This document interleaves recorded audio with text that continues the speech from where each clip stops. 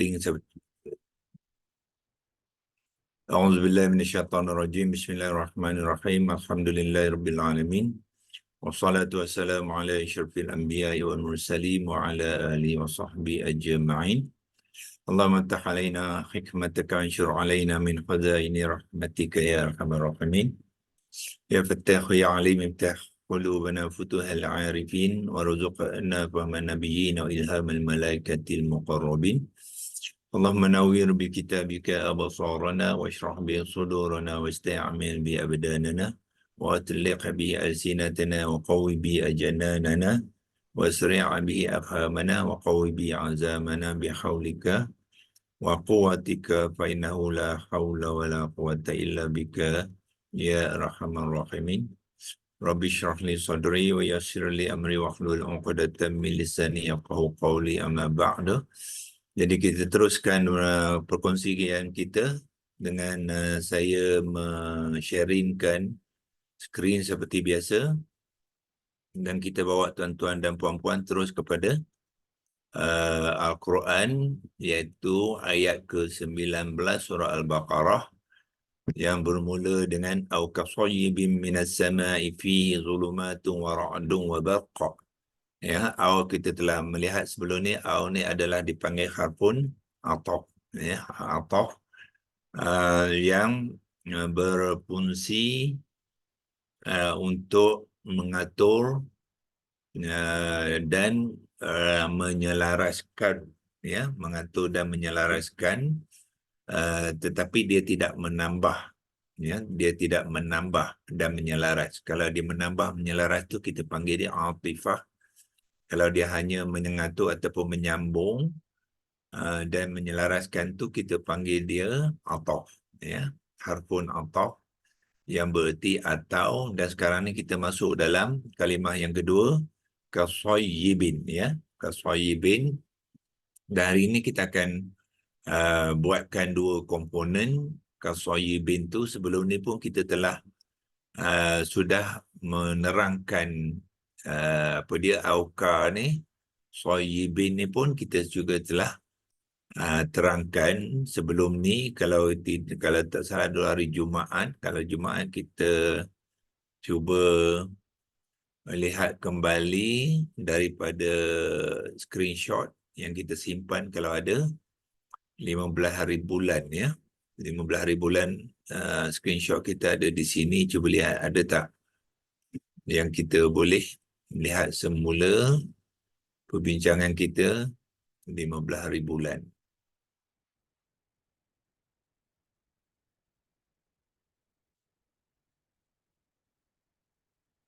Okey, yang ni tak perlu kita tutupkan dia. Yang ni dia, ya.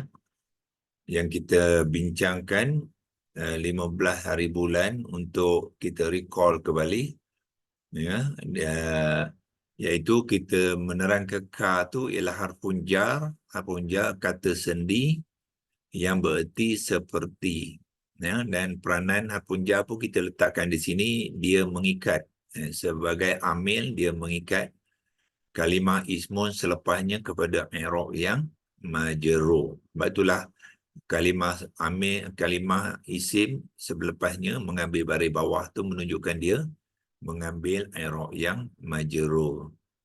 Kemudian belah kiri ialah isim lazim nakirah muzakkar mufrad, ya. Bentuk jenis dia sayyibin ni adalah isim lazim. Kita panggil isim lazim ni ialah common noun bahasa Inggeris, ya, nama biasa sahaja. Dia bukannya isim jenis isim fa'il ke, isim maf'ul ke, masdar ke, tidak, ya. Dia isim lazim. Nakirah, biasa isim lazim ni dia tidak ada wazan, ya.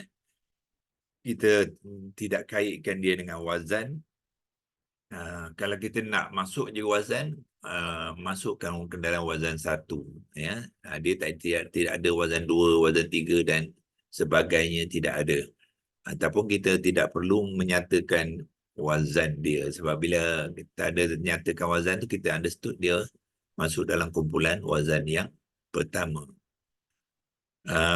Dan jantina dia adalah muzakkar bilangan dia mufrad iaitu tunggal, dan i'rab dia adalah majrur disebabkan oleh ka tadi ya.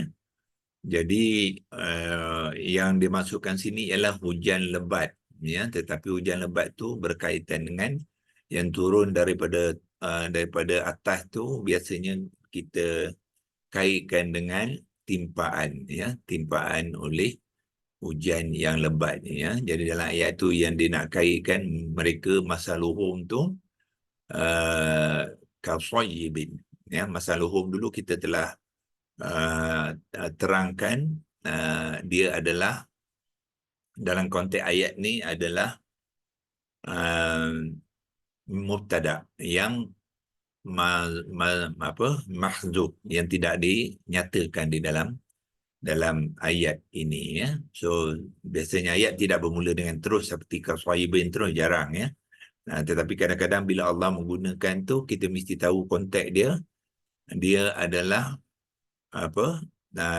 ayat ismiyah, mesti ada ya, sepatutnya mulakan dengan mubtada, barulah sempurna ayat tu ya. Jadi kita boleh masukkan yang masa luhum tu adalah mubtada yang mahzuf, dia panggil, yang tidak ditulis, yang dinyatakan, tapi is understood ya. Dengan pengguna au tu sebenarnya dia dah menyelaraskan ya. Jadi bila dah ada au tu, tak payahlah tulis masa luhum. Au tu sebenarnya membawa sekali pengertian masa luhum, kasayyibin. Itu ayat dia ya. Okey, hari ini kita akan buat penerangan sebelum kita membuat pembentukan kalimah kasayyibin ya.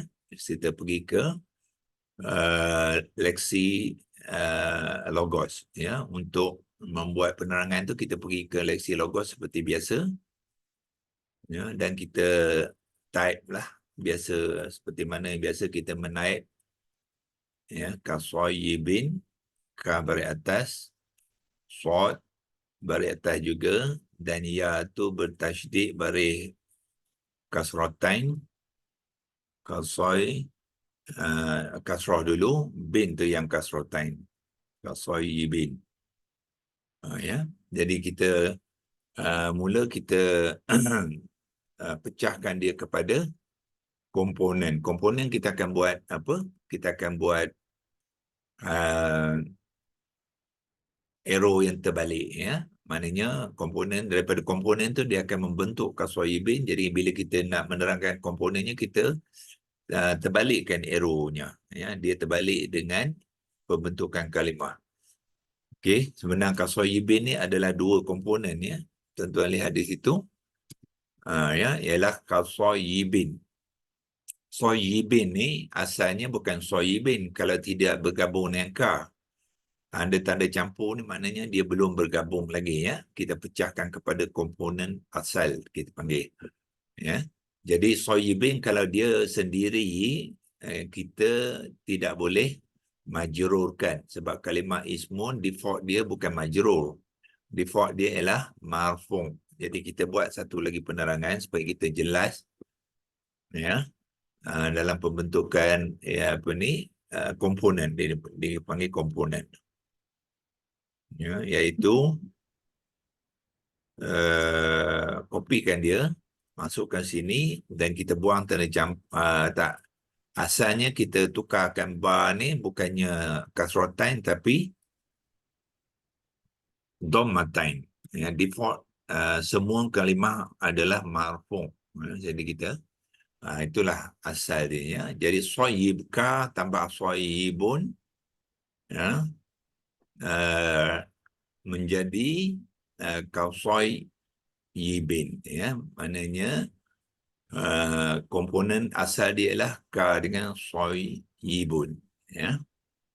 So yang kedua ni sebenarnya bila kita dah buat macam ni, dia tak perlu lagi ya. Kita boleh buangkan yang kedua ni. Sebab bila dia dah bergabung tu, dia akan terus kalau kita nak buat kita boleh buat macam ni ya. Kita buat semula, saya akan tunjukkan. Kalau nak juga buat pecah ni, kita gabungkan dulu ya, dua ni, dan yang ni kita dhammatainkan dulu ya. Dia asal dia soyibun tambah ka jadi kasoyibun, tapi kasoyibun tak boleh sebab dah ada ka ni. Jadi bun tu kena tukar pada bin. Itu dia punya proses dia ya. Doktor, nak tanya doktor. Ya. Yang dimaksudkan ayat mubtada tu maknanya keseluruhan kalimah pada ayat tu semuanya mubtada macam tu. Tak. Mubtada satu saja. Masaluhum tu. Yang ini kasayibin tu lah. Ini kasayibin ni mubtada. Bukan. Mubtada dia tidak ditulis dalam ayat ni. Oh. Jadi maknanya ayat ni bermula dengan mubtada dia ialah masaluhum. Oh.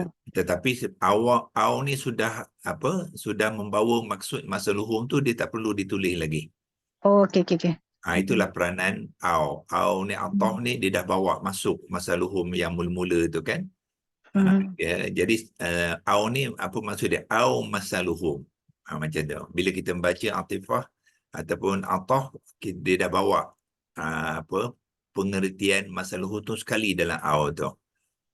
Jadi au tu mewakili au masaluhum kasoyibin. Jadi tapi tak perlu dituliskan. Kita panggilkan mubtada yang mahzuf. Ya, kita ada buat dulu kan hari apa? Hari Selasa ke hari Rabu? Oh, ya. Maksud dia kan au tu yang mubtadanya doktor. Betul. Apa? Ya. Ah, mubtada au ni dah bawa masuk sekali mubtada. Hmm.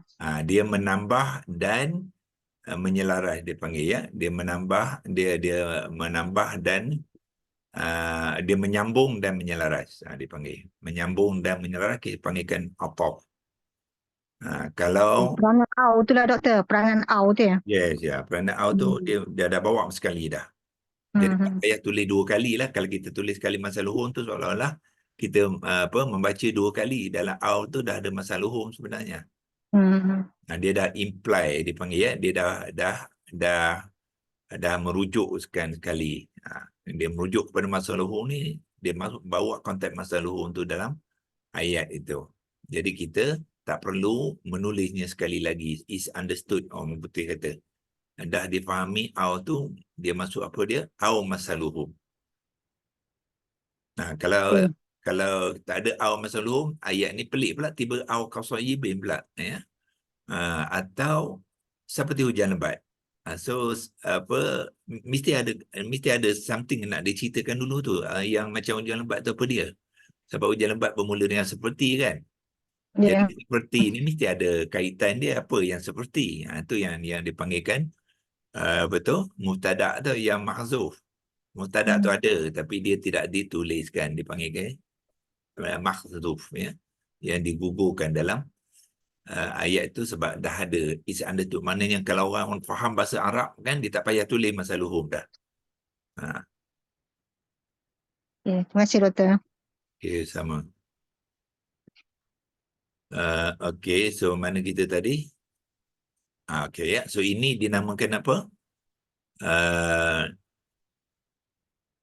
Komponen asal. Jadi K ni kalau kita nak menerangkan satu-satu komponen tu ialah kita gunakan teks ya, iaitu kita K ni adalah yang kita dah buat pun sebelum ni ya, dalam ni pun ya, kalau tak nak tulis ini pun tak mengapa, iaitu dalam Jumaat dulu kita dah tulis K tu dah diterang pun kat sini ya. Dia harfun jar tu.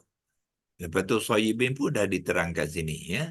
So kalau nak buat pun boleh ya, hanya mengulang baliklah, tapi sebenarnya tak buat. Kalau tuan-tuan dah simpan yang ni, so sudah fahamlah apa dia kah dan apa dia soy. So cuma bezanya sekali yang ni ialah soyibun ni sikit je bezanya, ialah dalam ni kita kata apa tu, dia soyibin, dia majrur ya, tetapi yang dalam ini kita bolehlah bantu sebab dia asal dia ialah kita gunakan tag iaitu dia tapi isim ikut yang sama tadi.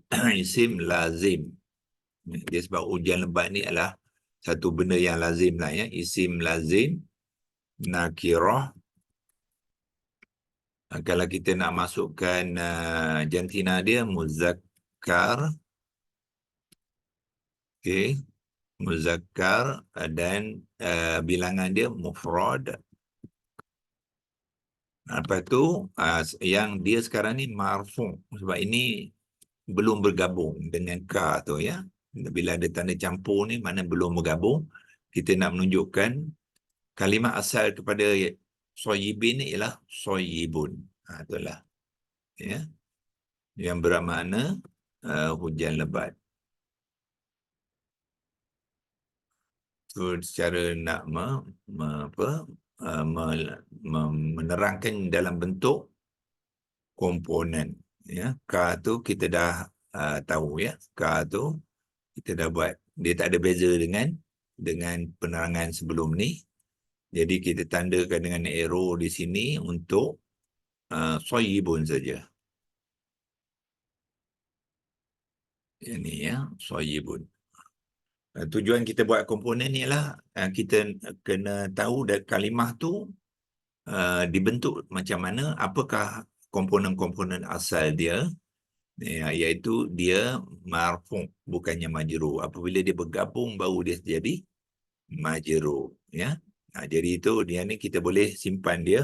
Kalau nak guna print screen, kita simpan dan kita padamkan. Hari ini kita buat terus pembentukan kalimah dia ya. Kalimah. So clearkan ni.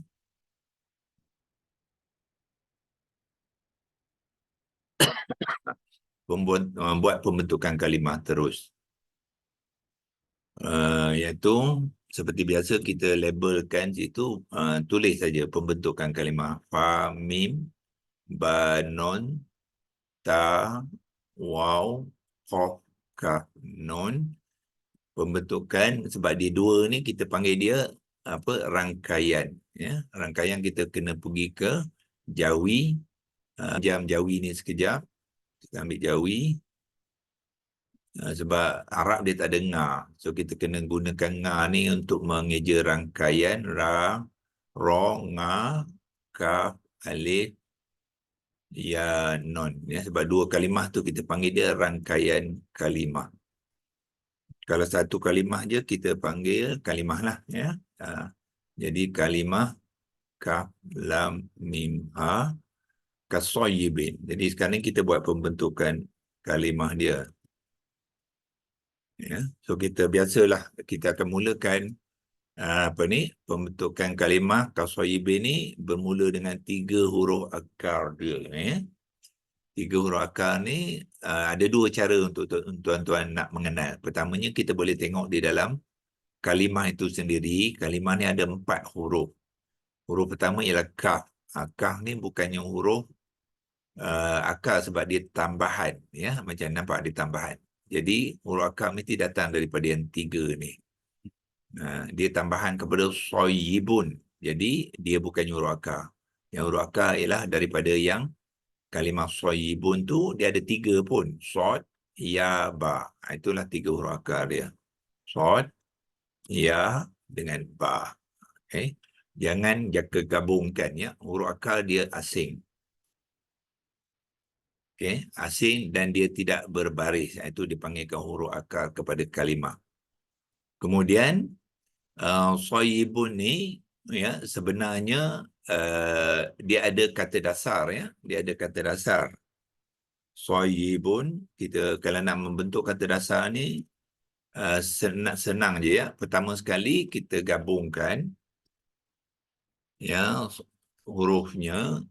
Yang keduanya kalau ada huruf ya di tengah, dia huruf illah. Ya. Huruf illah kita tukarkan pada alif. Itu undang-undang dia, peraturan apabila membentuk kalimah daripada 3 huruf akar, ya kita gabungkan 3 huruf tu.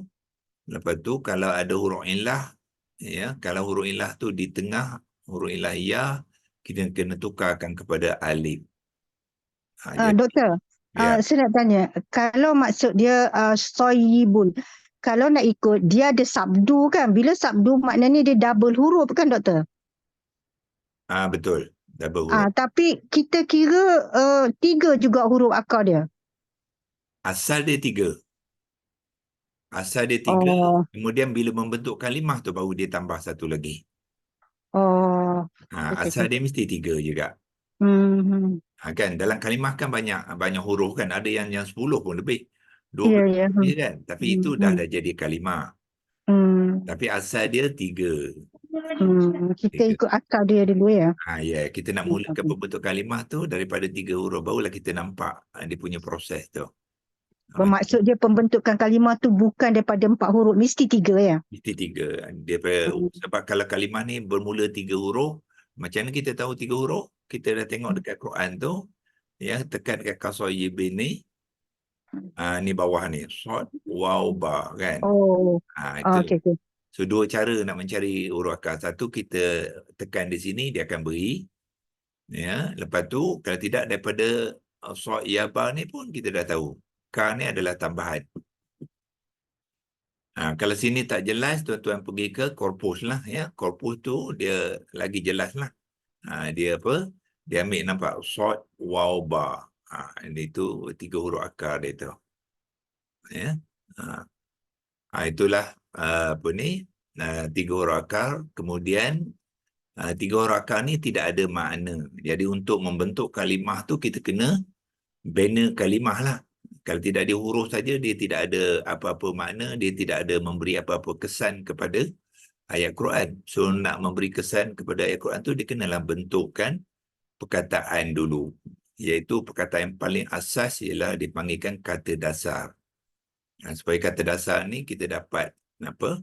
Memberi makna. Sobar ni semua kata dasar dalam bentuk kata kerja, ya. Kata kerja ni makna sobar ni ialah menimpa. Menimpa. Dia mesti dalam bentuk kata kerja. Menimpa.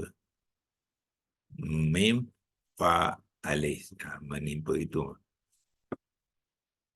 Okey, tetapi ayat Al-Quran tu dia bukan nak membentuk kata kerja, dia bentuk kata nama. Jadi dia bina kalimah soyibun selepas ni, daripada sobar ni ditukar kepada soyibun, ya, soyibun. Jadilah dia kata kata kata ini dipanggilkan kata terbitan. Selepas kata dasar tu, proses yang ketiga ialah membina kata terbitan, iaitu soyibun. Tapi soyibun ni dia tidak ada acuan, ya. Dia tidak ada acuan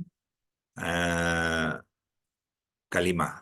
Dia adalah mengikut cara orang Arab bercakap. Ya, pembentukan dia tu, bunyi dia tu, tulisan dia tu semua ngikut apa orang Arab cakap. Orang cakap kalau hujan lebat tu apa dia kata soyibun. Jadi kaedah tu kita panggilkan sama'i, ya. Sin mim Doktor, alif ain ya. Ya. apa ni sod waw ba ke sod ya ba dia punya ni. Aisyah wa ya pula. Sorry silap ya. Betul. Terima kasih. Sod wa wa, ya. Okey, ya. Sod wa ba. Ya. 3 huruf akar dia. Lepas tu waw pun bermakna bila gabung tadi sod waw ba, waw pun huruf ilah macam ya juga. Ya, untuk memain huruf ilah ni, kalau di tengah-tengah ni huruf ilah waw ataupun ya dipanggil huruf ilah yang kedua, ya. Huruf ilah yang kedua ni kalimah ni kalau ada huruf ilah yang kedua soba ni, nanti tuan-tuan akan belajar yang mana yang mengikuti kelas pengenalan ataupun kelas asas intensif, kita kongsikan dalam kelas tu jenis-jenis kalimah yang dibangun daripada 3 huruf akar. Salah satu daripada huruf akar tu huruf ilah, dia ada nama-nama, dia ada kumpulan, ya. Yang ni kalau tuan-tuan boleh ingat yang mana yang mengikuti kelas tu, kalimah ni dipanggilkan apa-apa? Al-Ajwaf, ya. Al-Ajwaf, sebab dia huruf ilah dia di tengah. Jadi bila waw yang di tengah tu dia akan tukar pada alif. Alif. Itulah undang-undang dia, ya. Dia tak ada sod waw ba, tak ada. Ya, sod waw ba sebagai kalimah tidak ada. Kalau waw dia tukar pada alif. Jadilah kalimah tu soba. Ya. yang bermakna menimpa. Ya. Jadi kalau kata ada kalimah dalam Quran yang nak gunakan dalam bentuk kata kerja, jadi kata terbitan ni dalam bentuk kata kerja lah. Ya. Contoh apa kata kerja dalam ayat menggunakan su'waba? Tusibahum. Itu kata kerja tu. Tusibahum. Jadi dia kena bentuk kata kerja daripada su'waba ni. Ya. Tetapi ayat ni dia bukan yang kata kerja, dia adalah kata nama, ismun. Jadi kita kena bentuk kata terbitan dalam bentuk kata nama, iaitu soyibun. Ya, so daripada 3 huruf akar ni membentuk kalimah soyibun, tapi dia tidak ada acuan. Dia menggunakan kaedah sama'i. Orang Arab cakap soyibun, jadi ijaan dia macam itulah. Dia tambahkan ya apabila membentuk kata terbitan. So bila dah dapat kata terbitan, barulah kita boleh membina kalimah kaf soyibin ni apa yang berlaku. Soyibun ni kita tambahkan dengan kaf lah. Awalan dia. Kaf apa tu? Kaf harpunjar tu. Kita tulis soyibun, lepas tu awal tu kita tambahkan kaf. Sebelum. Doktor, dekat mana doktor dapat makna yang menimpa ni kalau ikut kita punya Quran korpus dengan kita punya apa digital tu dia hujan lebat kan? Ini bila tidak ada dalam korpus dengan tu, yang kita gunakan kemahiran kita sendirilah. Dia ada dua, kan saya kata ada dua cara. Satu, kita merujuk. Rujuk kat sini kan. Sini dia tidak ada. Sebab sini dia, kalau kita tekan sini, dia tak ada. Kosong bawah ni kan. Tak ada. Dan rujuk pada korpus pun tak ada. Ya. Rujuk pada korpus. Okey, kita pergi kepada korpus. Sini tadi, dia pun tak ada sebab dia yang ditulis ini dia wazan keempat. Wazan keempat ni bukannya kata dasar. Bermakna apa? Bermakna ayat Quran tidak ada menggunakan suat waw ba ni dalam wazan satu. Kata kerja wazan. Tak ada ayat yang menggunakan wazan satu. Tapi dia tidak bererti dia tidak ada kata dasar. Kata dasar tetap ada. Cuma tak ada ayat yang menggunakan wazan satu. Semuanya menggunakan wazan keempat. Ya, tengok senarai. Doktor, Ya. boleh tak kita masukkan di dalam isim masdar sebab dia daripada kata kerja? Untuk isim lazim ni tidak. Itu Tidak. kalau perkataan lain boleh. Kalau tak boleh termasuk dalam isim masdar wazan satu tak boleh. Tak boleh. Sebab apa yang ni dia bukannya masdar. Hujan lebat tu bukannya masdar. Kalau macam musibah boleh. Okay. Ya, itu pun musibah, tengok dia masuk dalam ni, musibatun ni dia masuk dalam active participle. Ya, active participle dalam dalam isim fa'il. Ya, asal musibun dia jadi musibatun. Kalau yang ni yang ni bukan dia kata sini musibah ni bukan isim masdar. Ya. Dan penimpaan itu boleh. Itu isim masdar. Daripada menimpa jadi kena nak menceritakan tentang penimpaan dia ataupun timpaan dia. Itu isim masdar. Tetapi kalau Doktor, ini bentuk dia macam al-muflihun tu ya doktor ya? Yang dia tak ada tak ada form 1 tu ya? Al-muflihun tu macam tu juga doktor yang saya tanya tu. Muflihun tak ada wazan wan. Tak ada. Tak ada. Ya. I see. Okay. Nanti saya akan cek ya. Muflihun kalau wazan satu dia falahah tak ada ya?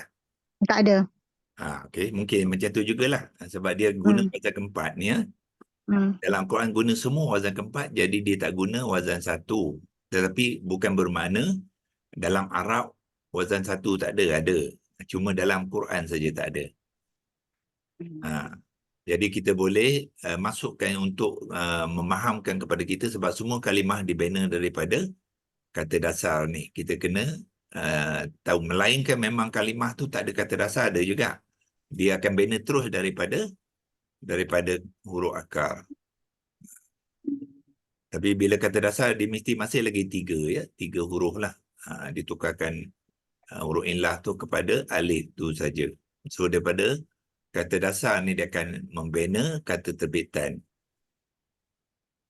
Okey. Jadi soyibun tadi dia tambah ka harfun jar, jadilah kasoyibin. Ya. So bila kita gabungkan yang ni, dia jadi kasoyibin.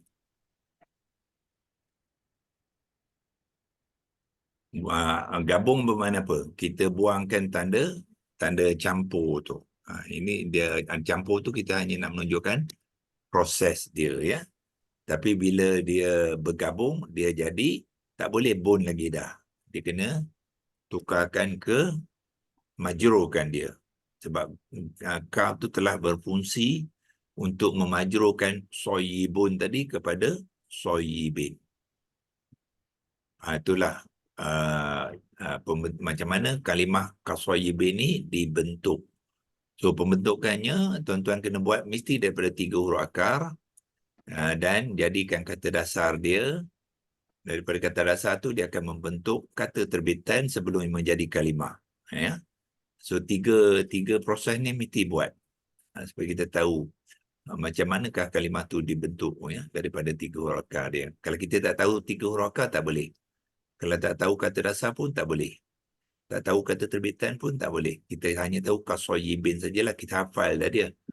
Tapi kita belum lagi mengenal dia ya. Sehinggalah kita boleh membuat pembentukan kalimah ni. So pembentukan kalimah ni satu proses yang sangat penting ya untuk mereka-mereka yang nak membina, menguasai kemahiran memahami bahasa Arab Al-Quran ni. Ya. Kalau dia tak mahir yang ni, masih lagi belum mahir lah. Ya.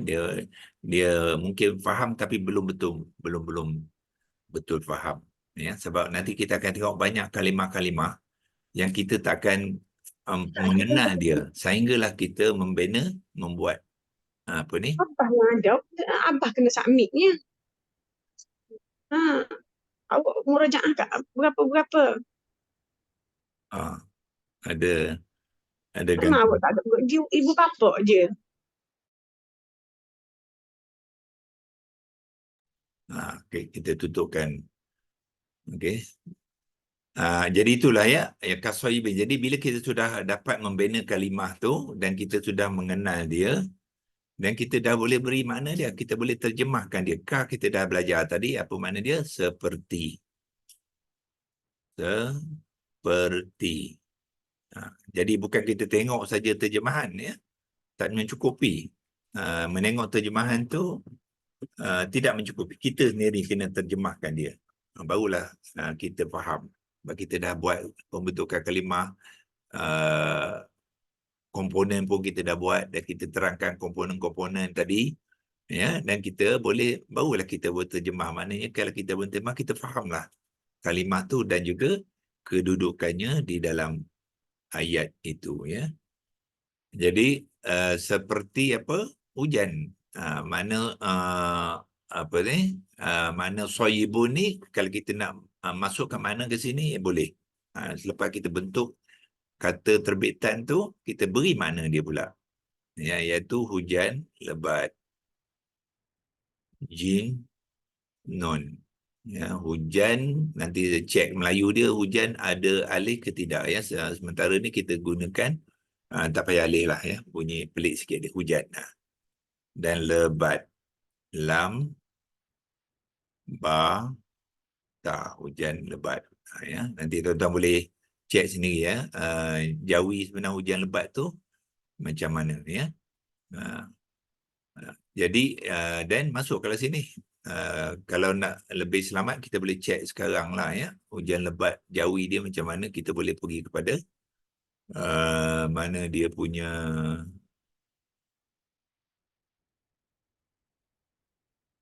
kita boleh cari dekat QH Academy ni Jawi Makmur ni ya. Jawi Makmur ni website nak cek apa tulisan Jawi kita betul ke tidak ya. Dia boleh tukarkan rumi dia, lepas tu dia boleh bagi jawi dia, ya. Jadi type sajalah hujan lebat kat sini.